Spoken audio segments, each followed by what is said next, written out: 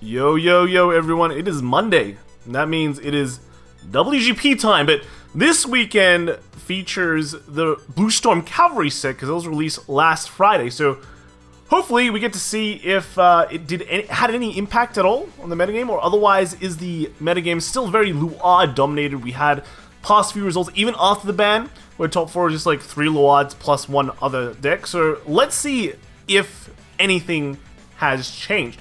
So first off, we have Kanawaza, and we have first place is Poki, second place is Kitakun, third place is Yatako, and fourth place is Terumos. So let's see what they played. So first place was, alright, it's Shiranui. So a lot of people have been talking crap about Shiranui, including me. I said, it's okay, but it's a bit clunky.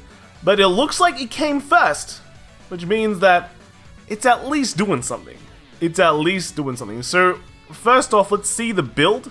We've got the Shiranui here. He's not running Kokshigarasu. He's instead running the old Seaman. He's running Mizukaze. And this is the finisher, was like your Soul Blaster grade 3 when it comes into play.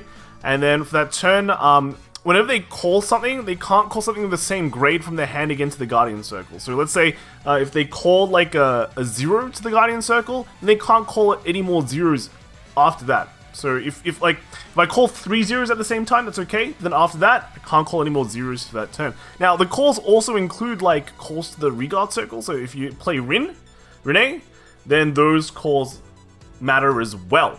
But yeah, so Poki is using Mizukaze as the finisher, but let's kind of talk a bit more about the rest of the deck and go back to it, right? Because he's running a bunch of cards that kind of bounce things back to the hand. So we've got Magatsu Gale here, bounces things back to hand. Furai bounces things back to his hand. And this one doesn't really bounce things back to hands, but it has a come into play effect that is kind of relevant because it's Soul Charges, and that fuels your Soul Blast, gives things boost to make things hit better numbers. And then you also have this PR here, which is just great, right? It's just great. I really hope we get this PR. It makes your Mask of Domination token get plus 5k, so at least hits a bit harder. It also has an amazing second ability as well, so it's a top 7 search that can be paid with a Soul Blast if you're on the same grade, if your opponent's Vanguard is the same grade as yours. Otherwise, it's a Counterblast 1. But it's a top 7 search for a Shiranui, which is pretty crazy. And it works on Vanguard and Regard Circle, which is better than all the other top 7 searches. I mean, the other top 7 searches are costless, but this one just works anyway. No matter when you draw it, you can actually do it, which will, again, I can't stress, getting these Shiranuis is important. It fuels your soul, puts on pressure, makes you have a next ride. So it's all part of the plan. But even if you get one of these, you can bounce it back to your hand with things like with your other cards, which makes it great, right? And then, you know, your grade 3 searcher 4 of that, you can bounce that too. Sakura Fubuki is always just there. It's just a great card, a great counter charger. But he's also running 8 draws. So 8 draws says 2 things to me, is that you can play a very aggressive early game. Now, I've talked about this before, where, you know, if you play aggressive, it's not just about running 12 crits. It's also running heavy draw counts, because that means you can commit these cards to the field to put on early game aggression, especially before grade 3. And if you think that your opponents, if your opponents are all playing Luard, where you have to beat them quickly, then this is a great way to push damage, because after a while, you're not going to be able to guard their cards anyway, no matter how much shield you have, unless it's a null. And draws will draw into your null, will have a better chance to draw into your null as well. They also draw into other pieces that you need. But let's go back to Mizukaze again.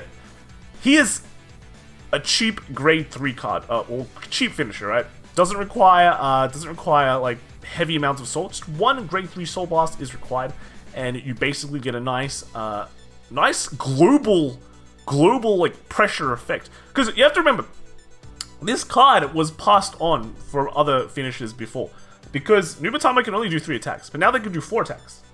Including the Mask of Domination, they can do 4 attacks.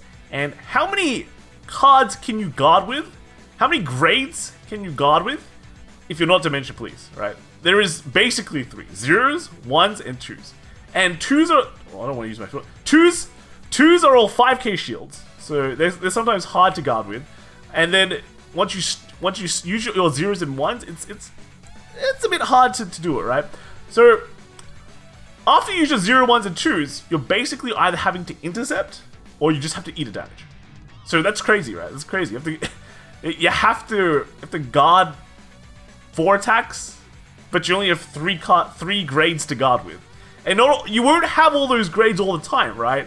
You're going to be a short one, so it could be 2 grades that you can only guard with. And that can be really annoying. Especially like with this deck, you don't have to give your twin drives, right? You don't have to just...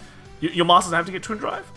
You can just use his effect if his opponent's like 5 damage, because you've been pushing him early game and just doing that, right? So, I think it's a really interesting deck, and he's running 4 music cards as well, so he definitely wants to see it. He wants to just pop off with that, so yeah. I think this is a really good inclusion, and maybe just shows that Nubatama has a really, really good chance. I think if we look at the prices for Nubatama as well, Nubatama is the most expensive out of the Blue Storm Calvary, so already, you know, just the first WGP on the weekend, it's already making waves.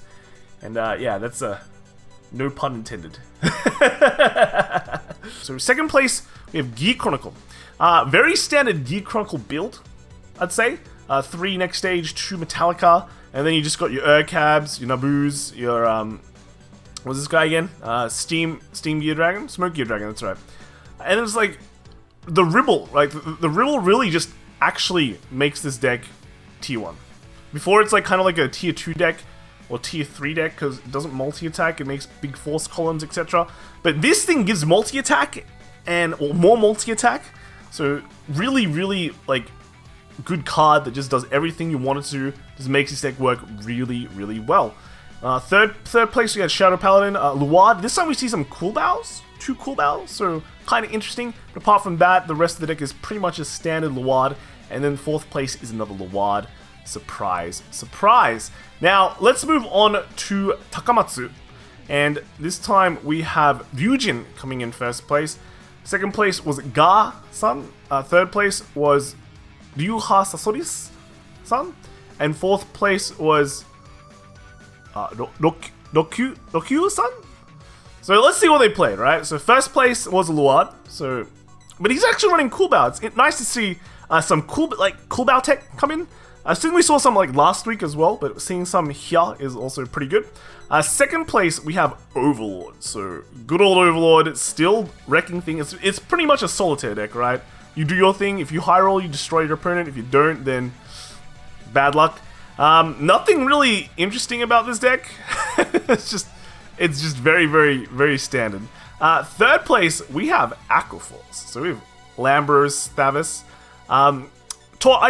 I know I talked like bad about this deck because I didn't really like it, and you can see how he built this deck to kind of counter the problems with it. Because one of the big things is that if you don't rest 3, you just don't do anything. And basically, he's running a lot of these cards that allow him to rest stuff. So he's running Dennis, then he's running 4 of Aegis, which is a rest 2 for a counterblast. But you actually don't use that much counterblast in this deck. You use 1 for Lambros. And that's pretty much it.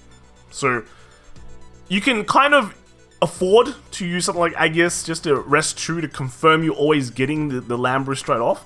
And then the other rest card is Penguin Soldier. And this actually lets you countercharge as well, which is pretty nice. And he's also running Nichols, right? Oh no, Nikki. So this rests and you can soul charge and you can put things back. This is actually just required because this is the only way you can put back your Lambros. And it also helps you set your Thavis. So good stuff. And he's only running 1 Baragios.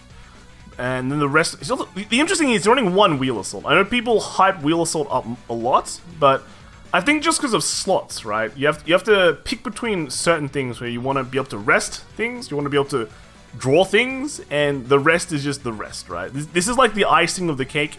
You definitely want to run things like Coral Assault, because it hits big and it converts into a hand. And same thing with Narissa, same philosophy. Hits decently big, converts into hand. So that's basically the deck. The rest of the slots are just a grade 3 Searcher and just the Wheel Assault, right? But the rest is just focused on just resting themselves so they can trigger Thavis' effect to Fake Stride into Lambros. He's also running 8 draws. Which is really interesting. Another 8-draw deck. Again, when you look at aggressive decks, you want to be able to stay in hand. With this deck, you also want to be able to dig into your pieces, but pretty much everything rests itself. So generally, you'll be able to get you pretty much confirmed the fake stride, and after that, it's just the multitude of multi-attacks hopefully will beat down on your opponent. And also in a way that once columns become too big, you have to rely on your nulls anyway, like when when Luard hits too big, you have to null, and then if something like Geek Chronicle hits really big, you're dead anyway. So I guess the philosophy of draw is still very, very strong and very relevant. So interesting deck, I like it. I like how he's built the deck. Definitely, probably one of the better ways to build it, I think, because you never have a problem with your Thavis anymore. So yeah, good stuff. And then lastly, we have another Geek Chronicle. So this time, we only saw one Luard instead of 2 Luards, or 3 Luards. So that is probably a good thing. But this Geek Chronicle, again, pretty standard, except he is running 4 next stages instead of 3 the last time. And he's also running 1 Rebellion, so this is kind of like a fun tech that people have been trying out before, and we get to see it now in the 4th place. So he's running 1 Geek Chronicle, 1 Rebellion with 1 Metallica. He just pick and choose what you want to ride to. But the rest of the deck is very, very simple. It's just a bunch of just the same stuff. He had to sacrifice 1 Naboo slot just to put in the Rebellion, just to run the 6 grade 4s. And yeah, Ribble's good. So pretty good. It's good to see that Blue Storm Calvary was not as junk as everyone thought it would be. It's actually making some waves, and no pun intended.